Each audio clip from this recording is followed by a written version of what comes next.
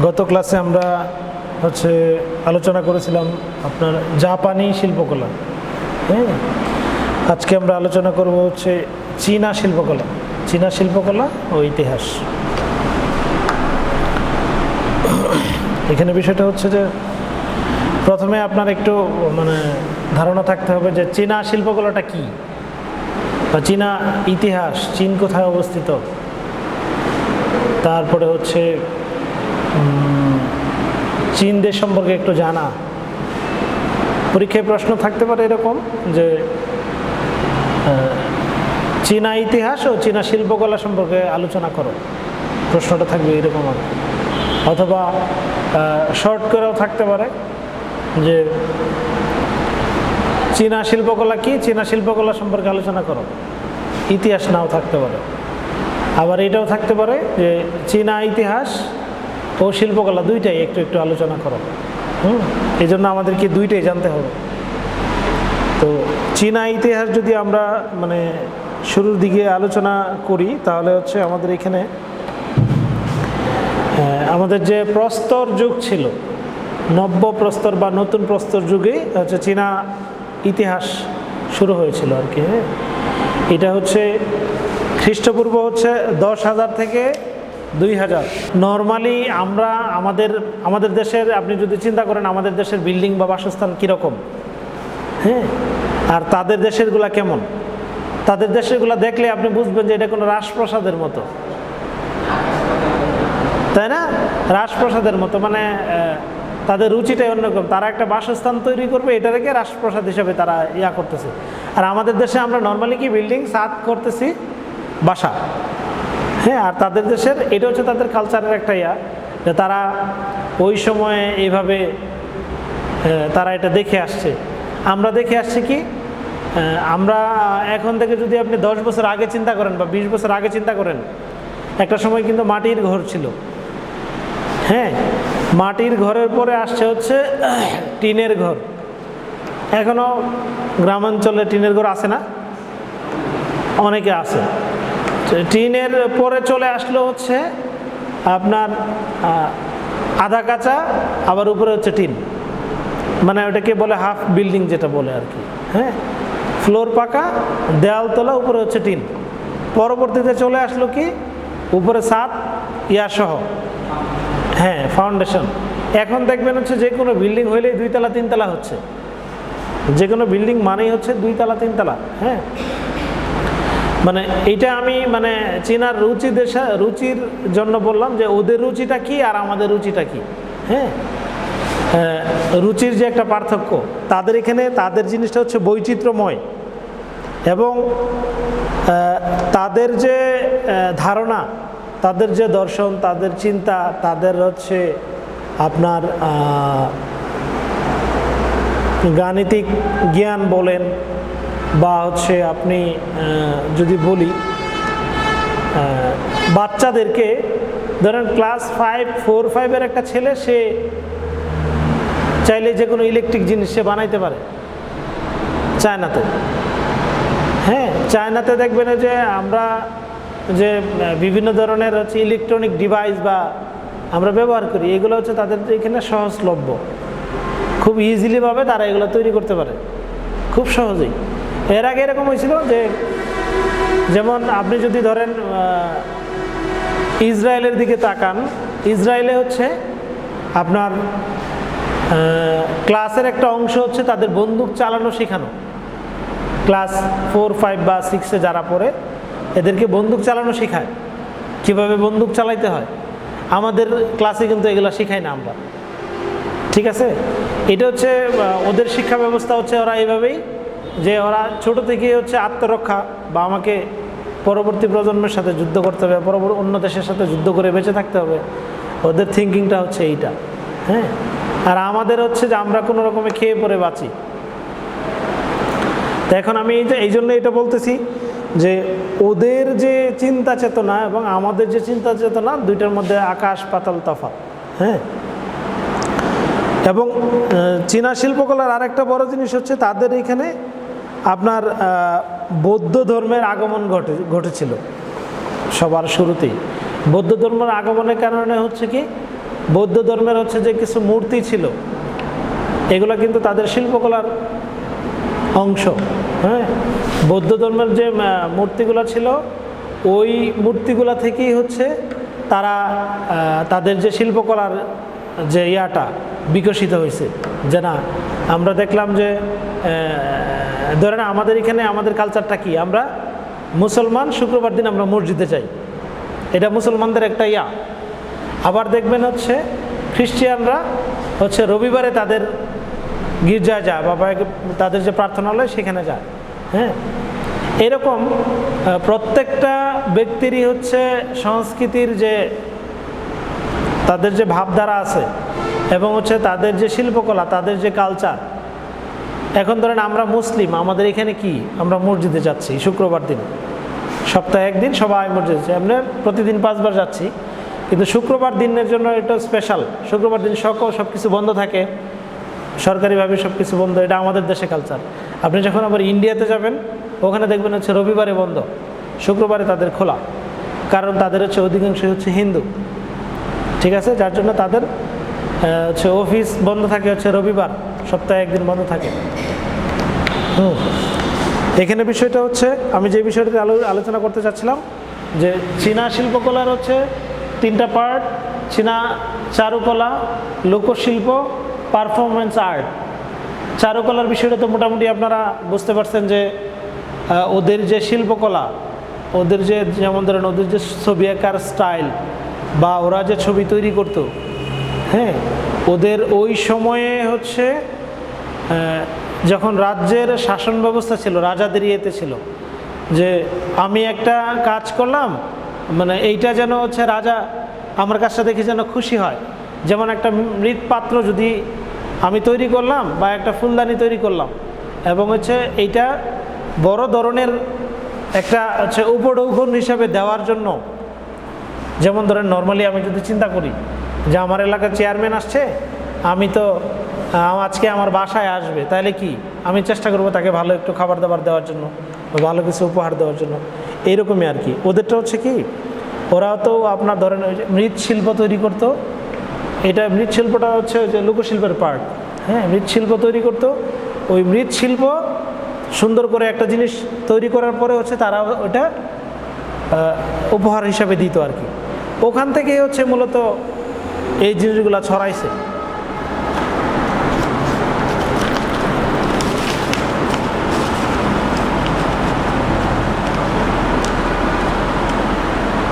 আচ্ছা,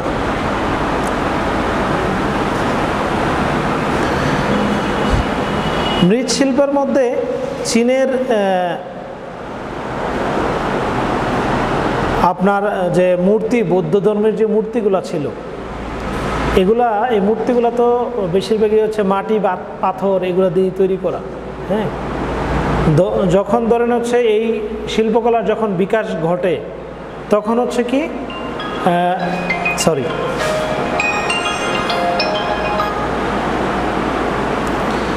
এই শিল্পকলার যখন বিকাশ ঘটে তখন তারা হচ্ছে তাদের, যেমন ধরেন আমরা যদি আমাদের এলাকায় যদি দেখি একজন একটা কাঠমিস্ত্রি, সে কি করতেছে, চেয়ার টেবিল তৈরি করতেছে, এবং ওই কাঠমিস্ত্রিটা কি করলো, সে তার থাকার জন্য ভালো সুন্দর একটা পালঙ্ক বা খাট তৈরি করলো।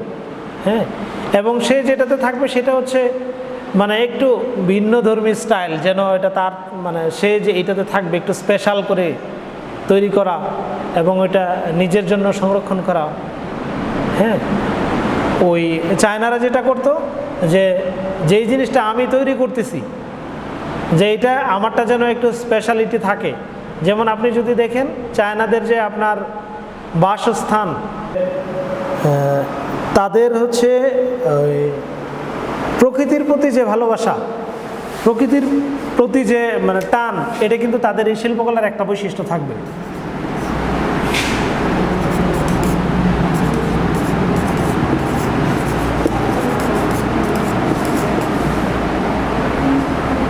প্রকৃতির প্রতি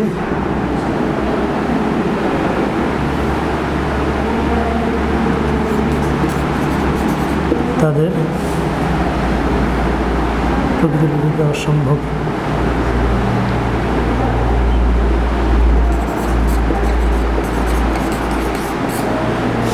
আপনি চায়না যদি কোনো শিল্পকর্ম দেখেন, কোনো ছবি দেখবেন, দেখবেন যে তারা এখানে তাদের প্রকৃতিটাকে ফুটিয়ে তোলার চেষ্টা করে, হ্যাঁ, এবং তাদের শিল্পের নৈতিক শিক্ষাগত ক্ষমতার প্রতি বিশ্বাস, সরলতা প্রকাশ, নিপুণ ব্রাশ ওয়ার্কের কাজ, হ্যাঁ, তারা বেশিরভাগই কাজ করছে ব্রাশ ওয়ার্কের মধ্যে।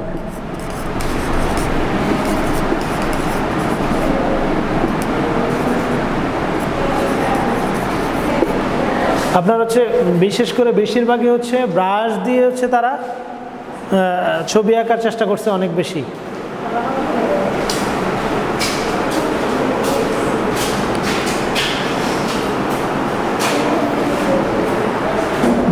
ব্রাশের কাজ করছে তারা।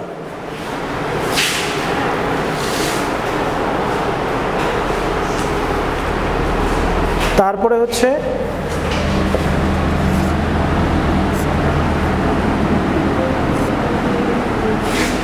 তারা পাতার নকশা থাকবে, পাতার নকশা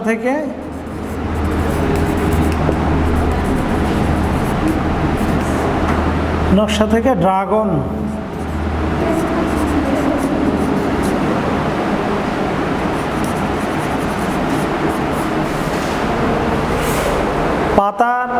পদ্ম পাতা থেকে ড্রাগন নকশা তৈরি করছে। তাদের ছবি আঁকার মধ্যেই একটা চলে আসে যে ড্রাগন বা ড্রাগন টাইপই আর কি। আপনারা ড্রাগন দেখছেন? ড্রাগন ফল না, ড্রাগন ফলের কথা বলছি না, হ্যাঁ, ড্রাগন, এই যে এটা ড্রাগনের ছবি, ঠিক আছে। ওদের মূলত বেশিরভাগই ওদের যা কিছু আছে এই যে ড্রাগন। ওরা যখন ছবি আঁকতো তখন ম্যাক্সিমাম এই কেন্দ্রিক। আপনারা যখন কোনো ইংলিশ মুভি দেখবেন, দেখেন যে এরকম ইংলিশ মুভির মধ্যে এরকম ড্রাগনের অনেক থাকে, হ্যাঁ, এই ড্রাগনের কথা বলতেছি। তারা ধরেন এখানে যে জিনিসটা করবে যে পাতার ছবিকে ধরেন তারা ড্রাগনের রূপ দিবে।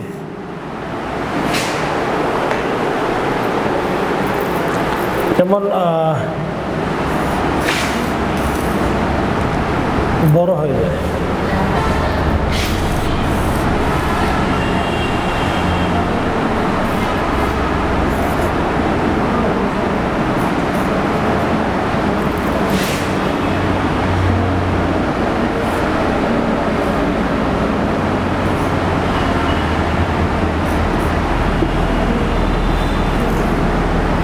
যেমন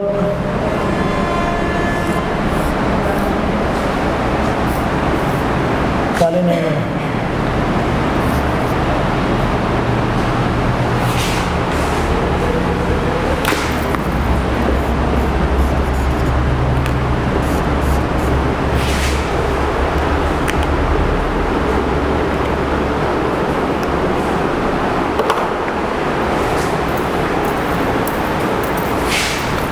যেমন তারা যেটা করতো, আপনার ধরেন পদ্ম পাতার ছবি, পদ্ম পাতা থেকে তারা এটাকে ড্রাগনে মুভ করতো।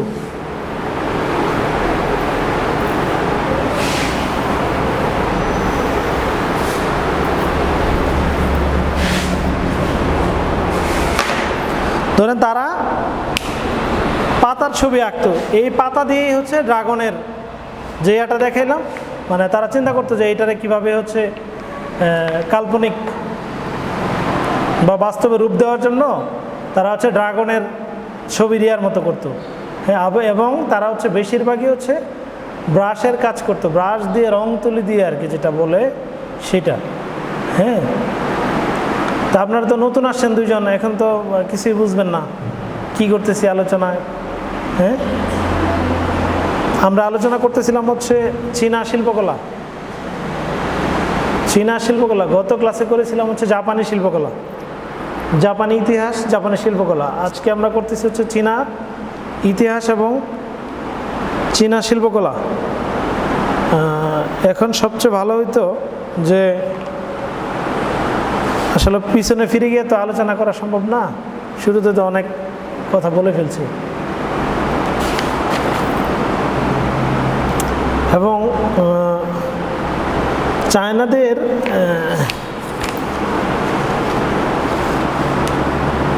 চায়নাদের কালচারে যে জিনিস, এটা হচ্ছে ওরা প্রচুর পরিমাণে হচ্ছে শূকরের মাংস খায়। ওরা চায়না প্রচুর পরিমাণে, ঠিক আছে। এবং ওরা হচ্ছে বেশিরভাগ ক্ষেত্রে হচ্ছে ওরা সিদ্ধ করে খায় আর কি, তেলে ভাজে না,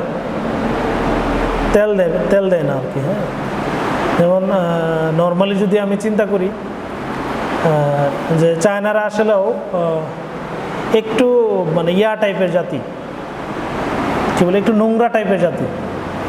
হ্যাঁ, আর জাপানিরা ছিল হচ্ছে একটু মানে কি বলে,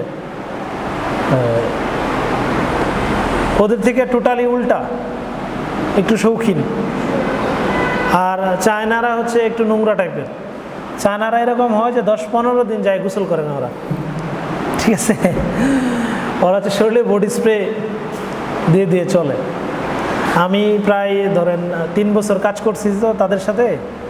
আমি একবারে তাদের বাসায় গিয়ে খাইছি, তাদের সাথে আমার চলাফেরা, হ্যাঁ, প্রায় 3 বছরের মতো। কারণ আমি জানি ওরা কি করে, ওরা কেমন মানুষ, ঠিক আছে।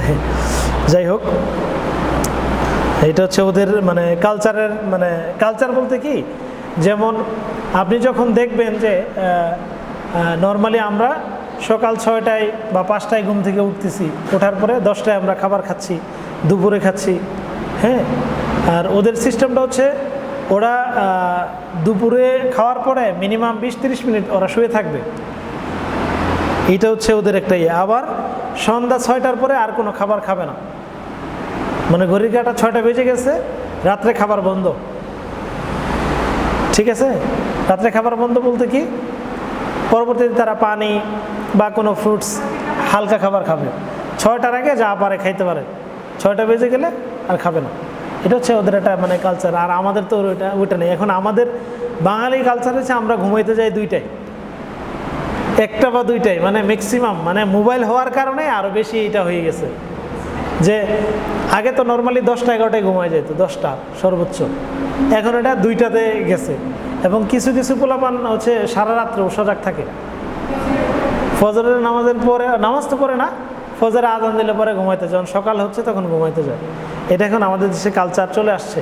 এবং সামনে যে আরও কি হবে এটা আসলে বলা যাবে না, বলা মুশকিল।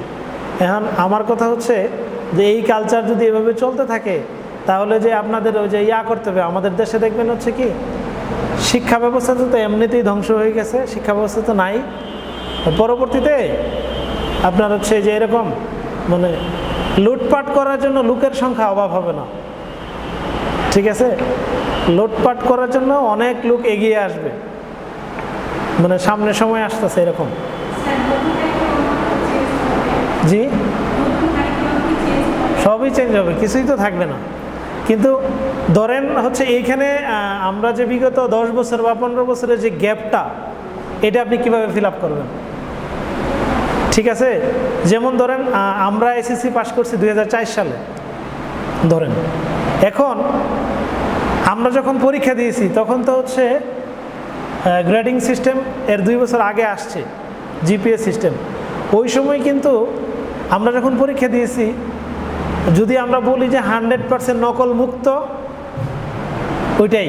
এবং হচ্ছে আপনারা তো এখন ঘাড় ঘোরানোর সুযোগ আছে, পরীক্ষার হলে ঘোরাইতে পারেন। আমাদের সময় এই সুযোগ ছিল না, ঠিক আছে। আমাদের ওই সময় A+ পাইছে মনে হয় কত, 20-25-30টা বা 50টা এরকম আর কি বোর্ডে, ঠিক আছে। আর এখন তো এক বোর্ডেই কয়েক হাজার হয়ে যায়। হ্যাঁ, এখন হচ্ছে আপনার পোলাপান যে জিনিসটা আমি বলবো যে আপনারা হচ্ছে কাগজপত্রে মান দেখবেন যে জিপিএ 5, আদৌ ওরা জিপিএ 5 কি এটার মানে এটার মূল্যায়ন ওরা জানে না। ওরা হচ্ছে নর্মালি হচ্ছে বই পড়ছে আর কিসের পড়া ওইরকমই পড়ছে, ঠিক আছে। ধরেন 2006 বা 7-8 সালের পরে আর পড়ালেখার কোনো মানের মধ্যে ছিল না, ঠিক আছে। পরীক্ষা দিলে কি করতে হবে, আপনার হচ্ছে বেশি করে পাস দেখাইতে হবে, ঠিক আছে। এই যে এখন মানে এখনকার সময়ে যারা স্টুডেন্ট, আমার কাছে মনে হয় না যে না স্টুডেন্ট ঠিক আছে, কিন্তু মানে যে মানের থাকার কথা ওই মানের নাই। আপনার মানটা কি, যেমন আপনি ধরেন গোল্ডের যে মান, যে মূল্যায়ন, এখন আমি যদি আপনাকে এখানে রূপা এনে দিই, আপনি কি এই মূল্যায়ন করবেন তাকে? রূপাকে তো এই মূল্যায়ন দেওয়া যাবে না। রূপার ভরি কত? 1200 বা 1500 বা 2000 টাকা, আর গোল্ডের ভরি কত? 1 লাখ প্লাস। দুইটা তো দুই রকম জিনিস। এখন আমার কথা হচ্ছে ওই যারা হচ্ছে 2006-7 আগে এসএসসি পাস করছে ওদের মান হচ্ছে গোল্ডের সমান, আর এখনকার যারা আছে এদের হচ্ছে এই কী বলে রূপার সমান। আমি নেগলেক্ট করতেছি না, কিন্তু আমি বলতেছি এই জন্য আসলে বাস্তবিক অর্থে এরকমই হয়েছে। ঢাকা বিশ্ববিদ্যালয়ে ভর্তি পরীক্ষা দিবে 2 জন পাস করছে ইংলিশে, মাত্র 2 জন। আপনি চিন্তা করতে পারেন কত হাজার হাজার ছাত্র পরীক্ষা দিছে, কয়েক হাজার লাখের কাছাকাছি ছাত্র পরীক্ষা দেয়, ঠিক আছে, পাস করে মাত্র 2 জন। তাহলে পড়াশোনার মানটা কোন পর্যায়ে চলে গেছে? মানের মধ্যে নাই, ঠিক আছে। এখন হয়তো আপনারা চিন্তা করতে পারেন যে এটা না, আসলেও আমরা তো ভালো ছাত্রী, আমরা ভালো স্টুডেন্ট, আসলে স্যার তো দেখি আমাদেরকে নিয়ে, আসলে ওইরকমটা না। এটা জাস্ট আমি আমার নিজের পরিশুদ্ধতার জন্য বলতেছি যে আমি আপনার জায়গায় বসে যদি বলতাম যে আমি তো 2019 সালে অটো পাস করছি, বা 20 সালে বা 22 সালে অটো পাস করছি, তা আপনি অটো পাসের মূল্যায়নটা কীভাবে করবেন? অটো পাসটা হচ্ছে আপনার যারাই পরীক্ষার্থী ছিল সবাই পাস, 72 সালে যারা পরীক্ষার্থী ছিল সবাই পাস। এখন এখানে তো কোনো মূল্যায়ন হয়নি, তাহলে তার মেধাটুকু আপনারা কীভাবে মূল্যায়ন করবেন? তাকে পরীক্ষা দিলে সে ফেল করবে, এটাই স্বাভাবিক। তাকে দিয়ে তো আর পাস করা সম্ভব না। আপনাদের এটা কিসে শীত? আচ্ছা,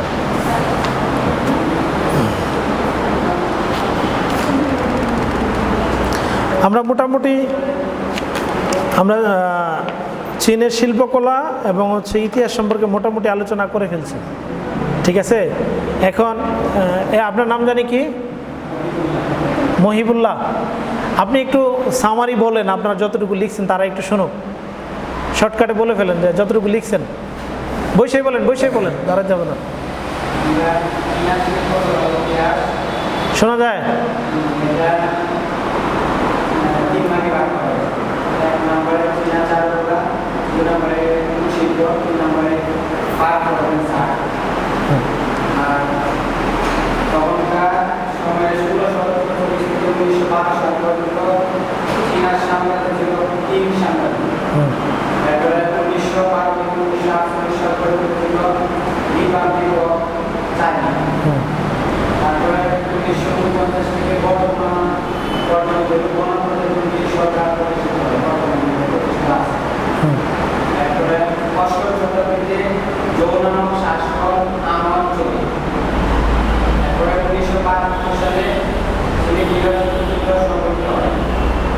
উনিশশো 1972 না 1927?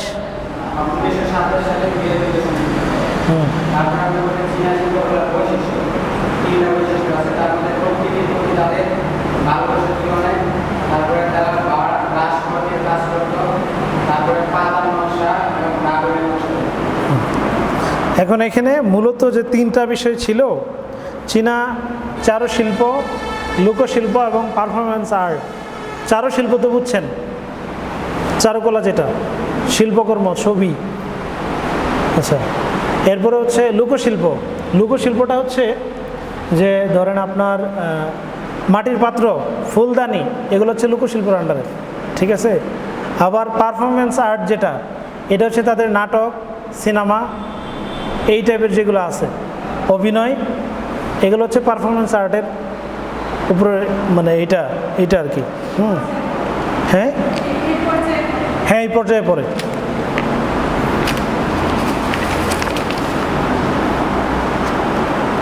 এখন এইগুলার বিষয়টা হচ্ছে কি, ধরেন আপনার প্রশ্নগুলো সংক্ষিপ্ত আকারেও থাকে। আপনারা বিগত 2টা ইয়ার প্রশ্ন মনে দেখছেন যে কী ধরনের প্রশ্ন আসে পরীক্ষায়। হ্যাঁ, আপনার প্রশ্ন এরকম থাকতে পারে যে চীনা শিল্পকলা সম্পর্কে আলোচনা করো, অথবা চীনা শিল্পকর্মের বৈশিষ্ট্য কি কি, অথবা চীনা ইতিহাস ও শিল্পকর্ম সম্পর্কে আলোচনা করো সংক্ষিপ্ত আকারে। তখন আপনার দেখা গেল মার্কস থাকবে 5। আলোচনাটা আপনার লিখতে হবে ওইভাবেই, খুব সংক্ষিপ্ত আকারে হচ্ছে 5-10 লাইনের ভিতরে বা 15 লাইনের ভিতরে এটা শেষ করতে হবে।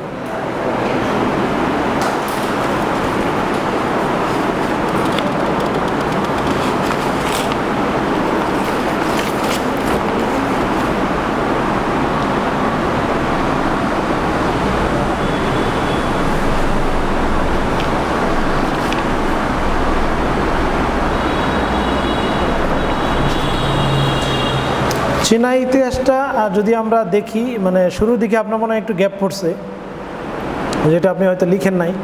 চীনা শিল্পের ইতিহাসটা ছিল হচ্ছে নতুন প্রস্তর যুগে। এটা লিখছেন? লিখেন নাই।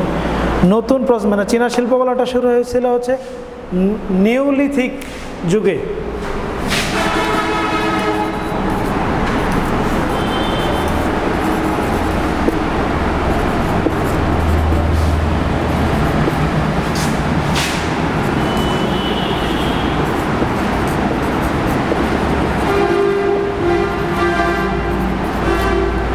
যুগ বা হচ্ছে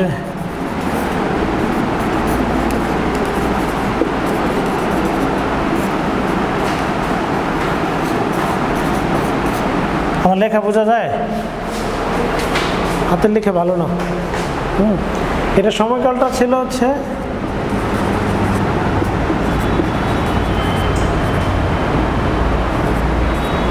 খ্রিস্টপূর্ব। হ্যাঁ, মানে এইখান থেকে মূলত হচ্ছে তাদের শুরুটা। এবং তারা যখন এটার মানে এর আগেও আমি বলেছিলাম, এটা মূলত হচ্ছে বৌদ্ধ ধর্মের অনুসারীদের দেশ। এবং হচ্ছে বৌদ্ধ ধর্ম মানেই হচ্ছে দেবতা মূর্তি এগুলো থাকবে, এটাই স্বাভাবিক। হ্যাঁ, হিন্দু ধর্মের মধ্যেও দেবতা মূর্তি আছে।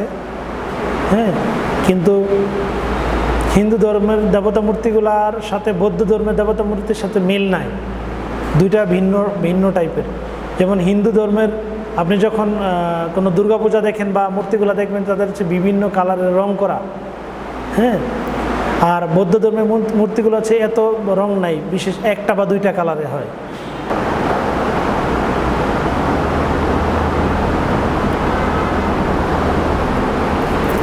ওদের হচ্ছে বেশিরভাগই কি দেখেন, হ্যাঁ, এটা হচ্ছে মানে গোল্ডের একটা ইয়া আছে, দেখছেন?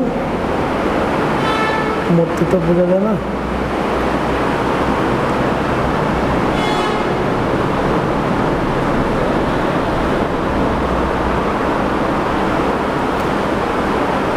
এটা অনেক উপরে আপনার ইয়া থেকে উঠতেই সময় লাগে মনে হয় কত, 10 মিনিট আরো বেশি মাটি থেকে। বৌদ্ধ মন্দিরই তো বলে। যাই হোক, ওদের মানে মূর্তিগুলোতে বেশিরভাগই হচ্ছে যে জিনিসটা দেখা যায় যে 1টা বা 2টা কালারের সমন্বয়। আর হিন্দু ধর্মের মূর্তিতে দেখবেন যে ভ্যারাইটিস, মানে একটু চকচকা টাইপের, বা হচ্ছে যদি দেখেন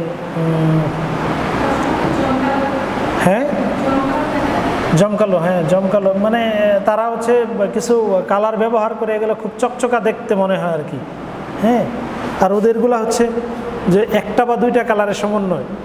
যেমন এইটা যেমন এক কালার, একটা বা একটা কালার করছে, এখানে হয়তো বর্ডারে আর একটা কালার দিবে, এতটুকু শেষ। আর হিন্দু ধর্মের মূর্তি থাকলে যেমন ধরেন এইটার ওই বাস্তবিক যে রূপ, যেমন তারা হচ্ছে মাথায় কালো চুল লাগাবে, তারপরে হচ্ছে শাড়ি পরাবে, হ্যাঁ এগুলো করবে। আর হচ্ছে বৌদ্ধ ধর্মের যে মূর্তিগুলো এগুলাতে ওইরকম কিছু না, ওই একটা প্যাটার্ন দিয়েই শেষ করে দেয়। ঠিক আছে, এখন বিষয়টা হচ্ছে যে যখন চায়নাতে বৌদ্ধ ধর্মের অনুসারীরা বেশি, তখন কিন্তু তাদের ওইখানে ওই ধর্মের যে রীতিনীতি কালচার এবং ওই ধর্মের মূর্তিগুলোই কিন্তু বেশি পাওয়া যাবে। আপনি ইন্ডিয়াতে গেলে দেখবেন, ইন্ডিয়াতে যেটা হিন্দু ধর্মের লোক সংখ্যা বেশি, হিন্দু ধর্মের মন্দির বা বলেন পূজার উপাসনালয় এগুলো অনেক বেশি। যেমন আপনি যদি মার্কেট দিয়ে হাঁটেন, মার্কেটের সামনেই 4-5টা। ঠিক আছে, যেমন আপনি ধরেন, এটা তো আমাদের বাজার তো চিনেন, চোরখাই বাজার, এ বাজারে যান নাই? ওই মুড়ে তো নামছেন নাকি? ওই মুড়েই মনে করেন যে 10টা ইয়া পাবেন, কি বলে ওই ঠাকুরঘর বলে আর কি ওরা। ধরেন ওই মুড়ের আশেপাশে 10টা পাওয়া যাবে, ওদের হচ্ছে এরকম ইন্ডিয়াতে। যেমন ধরেন আমি রাস্তা দিয়ে হাঁটতেছি, দেখলাম যে এইখানে একটা এরকম বক্সের মতো করা, এইটার ভিতরে হচ্ছে মূর্তি আছে একটা, এবং এটাকে হচ্ছে মোমবাতি দেওয়া আছে, খাবার দেওয়া আছে। ঠিক আছে, মানে এখানে তারা মূলত আর কি পূজা করে। আবার এইখান থেকে একটু সামনে গেছেন, যা দেখবেন যে ওইখানে আরেকটা। ঠিক আছে, আমাদের তো যেমন ধরেন হচ্ছে ওই পুরা বাজার ঘুরে একটা বা দুইটা মসজিদ আছে মুসলমানদের, হ্যাঁ। হিন্দুদের হচ্ছে ধরেন এই বাজারে 10টা উপাসনালয় আছে, এই যে এরকম ছোট ছোট ঘরের ভিতরে মূর্তি রাখা, রাস্তার পাশে, তাও রাস্তার পাশে এরকম একটা ঘর করে, ঠাকুর ঘর বলে আর কি। ওরা হচ্ছে পূজা করার জন্য এটা, ওই ঘরের ভিতরে মূর্তি আছে, ওই মূর্তিকে তারা হচ্ছে পূজা দিচ্ছে। যেমন আপনার 4টা প্রশ্ন দেওয়া আছে, এখান থেকে একটা পরীক্ষায় আসবে। যেমন আমি আপনাকে বলে দিলাম জাপানি শিল্পকলা, চীনা শিল্পকলা, সামনের ক্লাসে আপনাদের আলোচনা করবে মেবি ম্যাডামে হচ্ছে আপনার ল্যাটিন আমেরিকান শিল্পকলা। আপনারা একটু বইরে আসেন, আমি বলে দিলাম আগেই, ল্যাটিন আমেরিকান মেবি এইটা আলোচনা করবে আর কি। ঠিক আছে, তাহলে একটু পরে আসলে কি ওনার সাথে আপনারা একটু শেয়ার করতে পারবেন। অন্যথায় কিন্তু ম্যাডাম আইসে নতুন নতুন শব্দ বলবে, আপনারা হা করে তাকায় থাকবেন, কিছুই পারবেনও না। এই জন্য আমি বলে দিলাম, মনে হয় ল্যাটিন আমেরিকান শিল্পকলা আর্ট সম্পর্কে আলোচনা করবে, আপনারা একটু পড়াশোনা করে আসেন। হ্যাঁ, আজকের মতো আমরা এখানেই সমাপ্ত ঘোষণা করছি, দেখা হবে পরবর্তী ক্লাসে।